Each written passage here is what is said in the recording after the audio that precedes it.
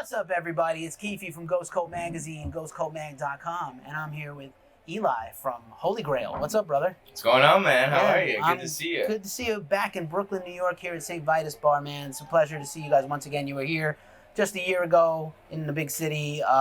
It's been a minute, but stoked to have you back. And the question that's on everybody's mind, it's been 3 years since the last release.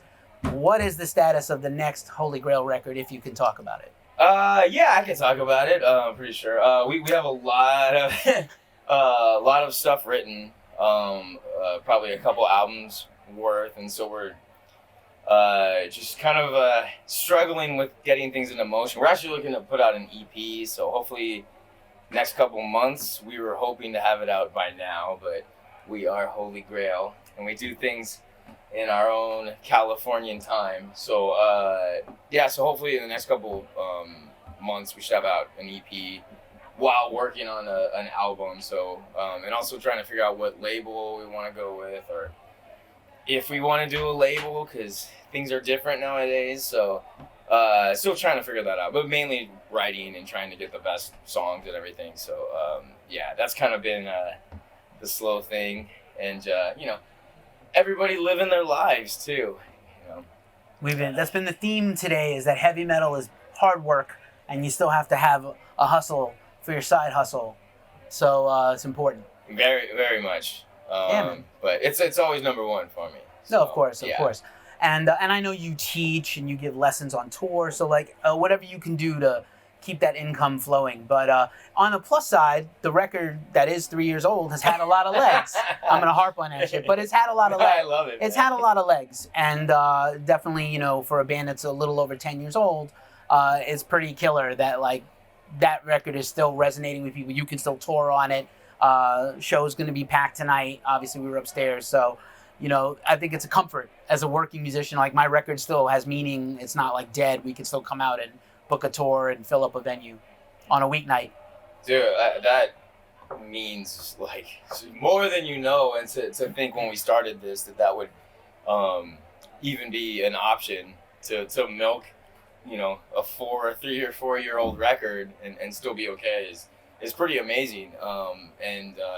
We're able to play a couple songs we haven't played off of old records before, and so which actually tonight, if everything goes as planned, we will play a couple new songs. So yeah, heard it here first. And then there's one treat that may or may not be on the EP as well, because we love doing covers and stuff like that, paying homage, or I've heard homage. Both work here. Yeah, I like that. We're international, so any pronunciation is probably fine. Actually, I think we're gonna do both homage and homage tonight with the song. In homage for Satan, is that what we're gonna do? Oh, that's good. That's a good one. That's good. It's clever. Can we use that? Sure, go ahead. All right. Next Holy Grail album, In Homage of Satan. Word. You heard it here first. Yeah, it's been done. Yeah. It would be awesome. But man, actually, you guys always kill the covers, so I would love to hear you guys pull out a cover either tonight or record another one for the EP. That would be killer. Yeah, we're hoping to have a couple. So we kind of like doing the thing. We're doing a couple new songs, a couple of covers, and it's kind of it's a good appetizer for hopefully an album that doesn't take as long as we usually take with records. So that's life. Things happen and stuff like that. So we keep trucking along. So Holy Grail. Yeah, and it's a thing of, I never thought of us are we in limbo? What's going on with us? And people are like, are you guys still a band? I'm like, yeah, why wouldn't we be? And it's because it's been a bunch of years. So well, I think we're sort of in this streaming age. We're the music listeners and fans and the press, we're all kind of molded to this kind of bands churn out a record every 2 years. And for the first 6 or 7 years of Holy Grail, it was an album, EP, tour. Right. So I think the fact that you guys have been able to, again, continue to, play out the string and play this record and continue to tour every year, I think it's a credit to you, but it's also kind of probably reset expectations of fans who were expecting by now didn't they usually have a thing out by now? So, maybe it fools the senses a little bit. Yeah, no, that makes sense. And we ideally we should be on that schedule. Life gets in the way, my friend. Wow, that is the truth. But hopefully we can kind of get back on that schedule again, or at least have an album good enough that we can milk it for another 4 years. Which I don't want to do. I like writing. I like recording. We have a lot of good stuff that we're sitting on. If it were up to me, I would release everything. We have like songs that didn't make old records that I'll go back to, and I'm like, man. I was like, and then I'd love to figure out a way to like just put everything out, because just as far as there's like a strategy for like, oh well, don't release this song and then do it later or do it like this, and I'm just like, I'd rather just leave a legacy and just have it in the world and just let after we go, like let whoever decide, unless the internet dies with us, or I don't know how that works, but yeah, just to have like all that music out there and have just be accessible for people to enjoy, so that's maybe that's just me getting old. I don't want to sit on music anymore. Well, it's interesting.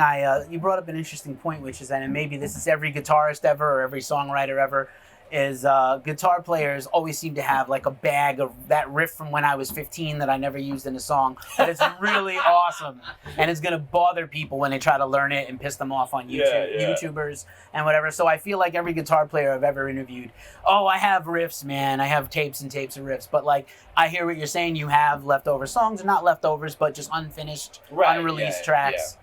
That's funny, man. Yeah, it's funny, man. I got some killer riffs from high school, dude. There you go.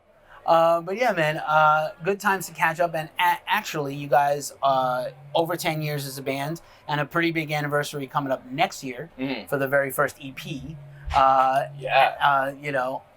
Improper Burial. I remembered, thank goodness. But which was sick at the time. For its time, it was like a breath of fresh air, I think, for heavy metal to make, kind of like, look at this young band doing this awesome thing.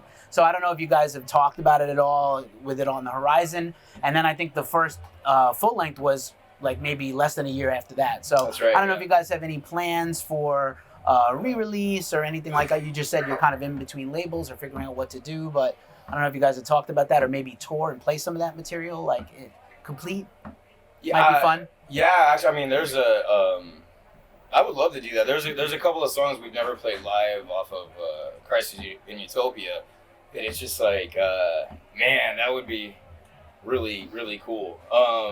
So some of the stuff, it's like, wait, I don't even know what I'm doing there. So that I might have to do a lot of homework, but I'm not against that. It's I also don't really see that as like, 'cause I know some people can like view that as a cash grab, like, oh, we're playing this album and it's entirety, and I just think it's a cool thing.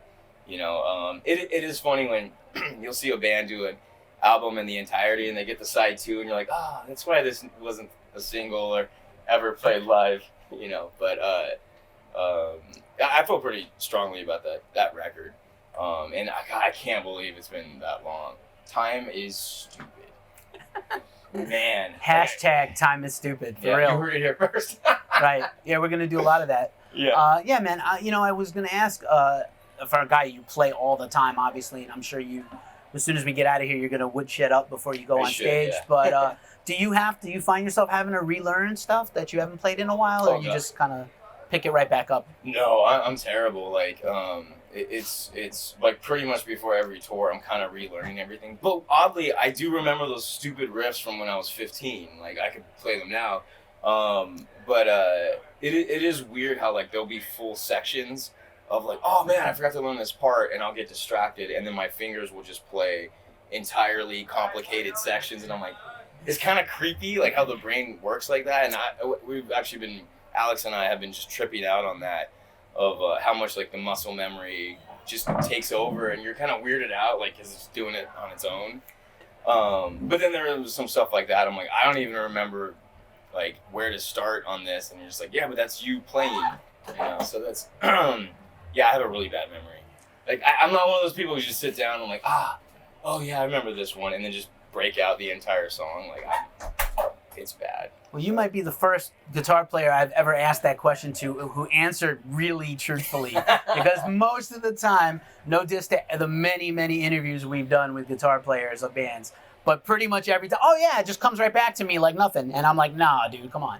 So I'm glad. Way. Thank you for being totally frank about that. And like I've gone back listening after I recently went back and listened to Christ in Utopia, and not even playing wise as a listener, and I'm like, I don't know what's coming next, which was kind of fun. You're like, oh yeah, this part, that's fun. I don't know what I'm doing there, but that's pretty cool. Yes, very. That's very honest on my part. It's something I struggle with, but. And just as we move along about your playing, is there anything you try to work on, or new skills to learn, or just new things new styles or genres you want to check out and improve upon, or? Yeah, I mean, I'm always practicing, always trying to get better at my craft, but it's a weird thing where I never just sit down and learn licks. It's more like I'm more of like the songwriter, and the skill and shred stuff kind of comes out of the songwriting for me. So I'll hear something in my head. I'm like, oh, it'd be so sick if it does this type of thing. I'm like, wait, I don't know how to play that. So I'll try to figure it out when I'm hearing in my head. And then I get somewhat close and I'm like, oh, that's really hard and obnoxious, And so that actually pushes me to get better. So it's more of that stuff. But I think as far as like playing wise, I'd rather just kind of write songs than sit and practice and stuff like that. And I keep saying I'm gonna learn some jazz because I love that stuff because it sounds like really hard, but I just don't listen to a lot of it either, so it's not really in my head. And so I keep saying I'm gonna learn some jazz stuff, and then I just don't. I got a couple tricks where I can fake it. So if you didn't know any better, I'm like, oh man, you can play jazz too, Because I was more of a classical guy, in college. I studied all that stuff. So it just makes more sense to me, and I have fun with it. But I do appreciate and am blown away by jazz players. So maybe one day. Do you ever want to grab an acoustic and go to the park and be the acoustic guitar guy? All the time. But the problem is I can't remember lyrics. The lyrics are even worse than guitar riffs for me, so probably not gonna happen either. Well, yeah, maybe. I don't know. I like that stuff because I like songwriters and even Bob Dylan type stuff. Maybe not the vocal style as much, but just just the classic, really good songwriters. I'm just always blown away by, and I love lyrics and words and stories and stuff like that. So maybe I'll be that guy. Anybody in particular, not Bob Dylan, that you like? Sorry, Bob. Yeah. That's a really good. It's a really good question. There's this guy I can't remember his name. I'm totally blanking on it. It was super weird jazzy. Ethan Grepka or something. You know the guy I'm talking about? Yeah, I think I know. Yeah, Grepka. He was just a cool, different, very kind of there's songs, but it's avant-garde kind of stuff like that. But it was super jazzy, and it kind of reminded me of a Paul Simon kind of thing. Yeah, is that the right one? Not Neil Simon. Nope, Neil Simon's the playwright. Paul Simon. Good call, man. Yeah. Paul Simon is nerd shit. This is what I do. And Neil Simon the playwright. Paul Simon, Simon and Garfunkel. There we go. Yeah. New York guys. So. Oh yeah. So if I don't know that shit, I gotta go. But man, awesome. I don't want to turn this fun, sunny interview onto a heavy thing, but I knew we were gonna chat, and I did want to ask you. People may know you've been in many other bands beside Holy Grail, and we are coming up on the 1-year anniversary of Jill passing from Huntress, and you not only were friends and bandmates. So I didn't want to miss the opportunity to mention her, and just if with this anniversary, sad anniversary coming up, because I was a huge Huntress fan. It's been a year. It's been almost a year next month, and so I just wanted to, if you had any sort of remembrances of Jill and things we can send out in a positive vibe about Jill. Yeah, I mean, she was just a badass, and just she really was a unicorn. I mean, she loved unicorns, which is a weird thing for an evil witch to be into, but No, she's just like a true performer through and through, and she's just like really good friend and just always like looked out for me. And yeah, it's kind of she had a lot of stuff in the works, like we had a a secret black metal project we were trying to work on and stuff like that, and it's a bummer. She had a lot of plans and stuff like that, but no, she was just an amazing like true just performer through and through, and just artist, and yeah, there's no one like her, so Indeed. definitely miss her, and she was really close friends, so Of course. very, very good to me, so yeah. Indeed. Thank you for sharing Yeah, that. And, hug your friends and make sure they know they're loved and valued. And always check in on them if you're concerned, because you never know. But we send this out to wherever Jill's spirit is in the ether. She was amazing. Was one of my favorite artists to interview and hang out with. And I was a big fan. So cheers to Jill and her memory. And as we wind this up in a more positive and forward-thinking sense, what else beside working on new music do you have coming up personally, or the band? Anything else you can talk about? Yeah, I don't know if we can announce it yet, but we are gonna do a little Japan run. Yeah, it's fun. We're going to Japan in September, so if you're there. Killer. Yeah, and then I have my band Alien Satan that should have an EP coming out probably in the next couple months with Mike Heller from Fear Factory Malignancy, and then there'll be there's like a synthwave version kind of thing that's coming with it that'll be coming out too. So I'm hoping to play some shows with that as well, and I have Tyler. Because apparently I can't do anything without Tyler. So Tyler Milne, drummer of Holy Grail and Huntress, and now Alien Satan. So he'll be playing with me too. And then yeah, I've been I was in a play, an outdoor play. So I've been doing some acting stuff, and Right. I'll actually be doing the next year of Ramona, California's official outdoor play, because everyone knows that's a thing. It's actually the oldest running outdoor play in the U.S. Started in 1923, I believe. And so I'll be doing my second year as Alessandro, the lead, or the male lead, because the lead is the girl that is Ramona.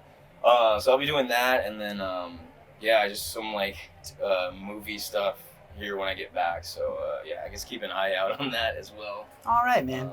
Awesome. Good for yeah. you, man.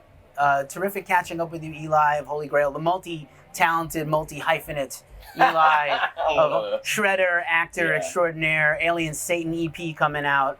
A lot of fun stuff in the works. Thank you so much for sharing your time with Ghost Cult. I'm Keefe. This is Eli. We're out.